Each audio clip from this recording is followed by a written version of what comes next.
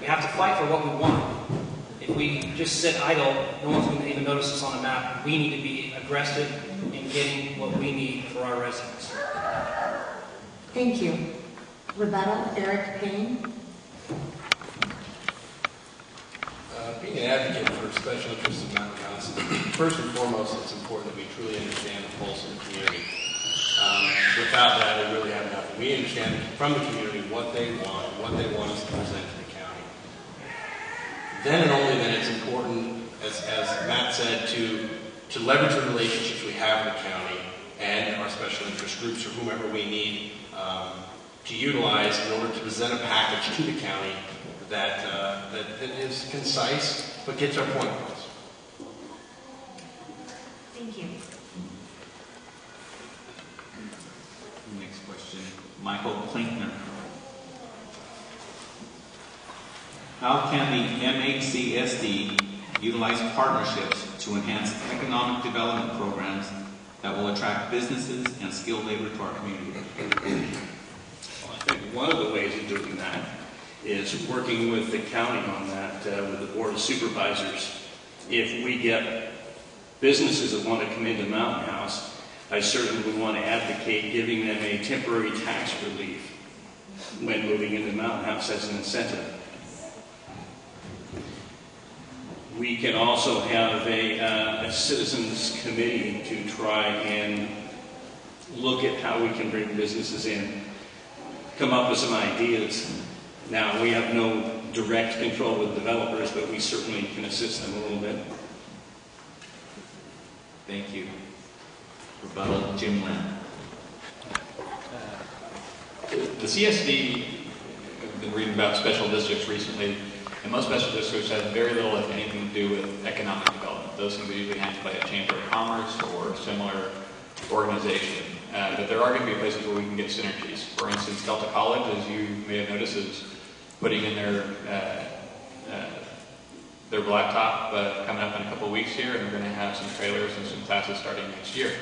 I think that would be a great place to start with making Mountain House more attractive to business. Delta College, we have a Parks and Recs district or part of the community service district. We can probably leverage a relationship with Delta College, which would help bring in things that college-age students are going to want in this community and to attract businesses. Thank you. Roberto Martin Condu. Thank you for the question. Currently, Mountain House is a place where you live, you don't walk over here, which means there's a lot of transit. People move out of Mountain House to go to their respective employments. Mountain House has to have an economic vision. About 15 years ago, there was a plan for Mountain House. Most of those plans are currently stalled, so we need an economic agency. So that's going to be one of my goals. I'm going to advocate for an economic agency or an economic division of the CSD that is going to go out and advocate for issues of Mountain House. Thank you. Thank you. The next question is for Tom Lee.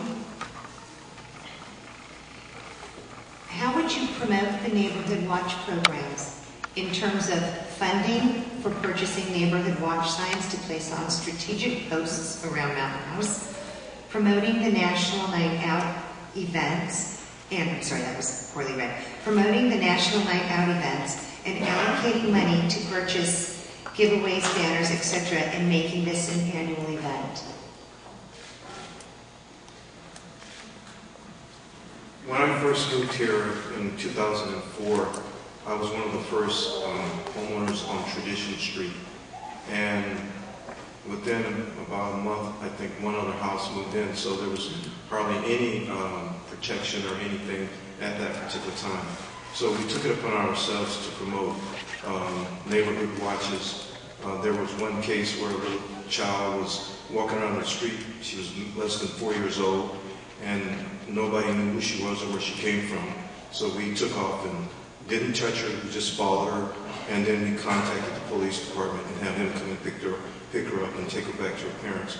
We finally found the parents, Now, getting back to allocating funds and that sort of stuff, I'm not sure exactly what the board of directors can do to allocate funds, but neighborhood watches can be established by individual homeowners. We can get together as homeowners and decide that we want to put funds in there, funds in a special fund to, you know, put signs up or put things around the neighborhood to let people know that we are watching the neighborhood and that we're looking for those who want to participate and continue to participate to make our neighborhood a safe place to live. Thank you. Rebuttal, Andy Sue. It was a three-part question. Could you repeat that again, Susan, please? Certainly, it was a very long one. How would you promote the Neighborhood Watch programs in terms of funding for purchasing Neighborhood Watch signs to place on strategic posts around Mountain House, in promoting the National Night Out events, and allocating money to purchase giveaways, banners, etc., and making this an annual event? Thank you for the question. With regards to funding and allocating funds, I actually would prefer that the CSD not spend a lot of money on National Night Out. This is a volunteer organization, and although it'd be nice for us to allocate money out of the budget, there are other needs for the budget, and I would prefer that this money comes out to help the volunteers. And the one way that the CSD can help is through their monthly water bill that everybody gets. We could put in promotional flyers in there that bring notice to the event to the community. Thank you. Rebuttal, Matthew Balzerini. As far as allocating funds, I don't believe that's a role for the CSD. However, in 2002, the President of the United States, in his State of the Union address, said that he wanted every American to volunteer the equivalent of 2 years of their life to public safety. There's a Freedom Corps U.S. model that's been established. There's all sorts of grant money available for this kind of program. We have a very active Neighborhood Watch program in Mountain House. If you go on the wiki, all the Neighborhood Watch captains are listed. Ruth Figueroa is a liaison with the Sheriff's Office. There's a lot being done currently. So as far as funding, I believe we have to go after these grants. And the CSD can partner with the community. I think that we should, right off the bat, create a public safety committee and have representation from Neighborhood Watch programs on that committee and serve as a liaison to the board. So I believe grants is the answer. Thank you.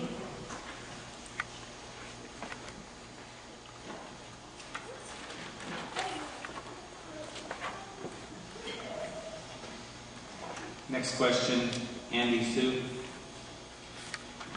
Given the number of foreclosures and the loss of tax revenue it represents, given our state's economic situation, above all others, what programs are you going to fight to protect?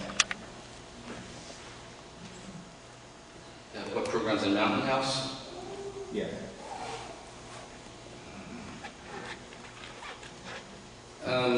The CSD has a large budget. I think it's around $23 million, but most of that is already allocated. I don't think we have a lot of control of it. I would prefer not to cut any programs, but ultimately the decision comes from the residents. If they feel a certain program is more important than others, that's the one we're going to protect. As an elected representative, that's what we should do, represent the people. Thank you. Rebuttal, Eric Payne. I think first and foremost, being a new community, we're still growing, we still have a lot of construction going on. Public safety would probably be my first. It's important that the fire protection remain commensurate with our crime and incident rate. And I think by doing that and ensuring that that happens, we can keep certainly a safe community. The second thing would be our Parks and Recreation Department, which I think we need to establish. Having founded Mountain House Little League last year, I think it's really important that we keep our kids busy after school, and as many after school programs as we can do, whether it's sports, Cub Scouts, you name it. Thank you. Thank you. Rebuttal, Tim McDonald. Well, like every town